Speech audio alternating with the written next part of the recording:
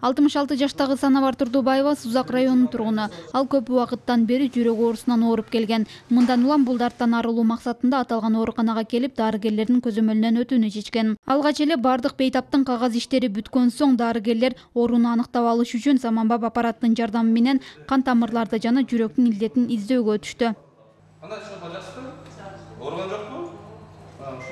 Санабар апа аралыгы анча көп эмес убакытта операция бөлмөсүнөн чыкты. Эң башкысы мында келген ар бир жаран текшерүү жараянын кылдаттык менен көзөмөл кылып турууга мүмкүнчүлүк алган. Оорудум балам, ушу кардиологко келип көрүндүм.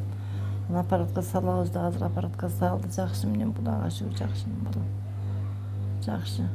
Түштүк аймагында жүрөк кан тамыр оорулары менен ооругандардын саны өсүүдө. Адистердин айтымында аталган аймакта жалпы 3 миллиондон ашуун калк олтурукташкан болсо, анын 10% жүрөк кан тамыр ооруларынан кабылган. Ошол себептен акыркы жылдары аталган дартка чалдыккандар бул жайга көп келүүдө. Азырда күн сайын бир топ операция жасалып келет.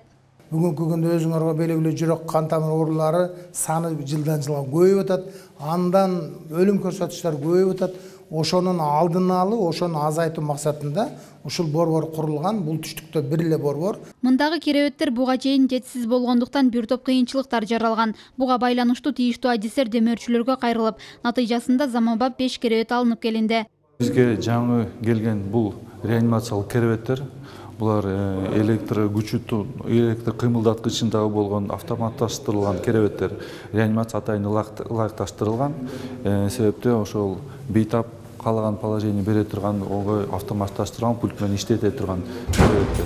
Бул имарат аталган борборго берилгени менен толук кандуу бүткөрүлгөн эмес. Азырынча бул жай 6 орунду. Ал эми айрым жеке ишкерлердин жардамы менен бир топ жардамдар көрсөтүлүп келүүдө.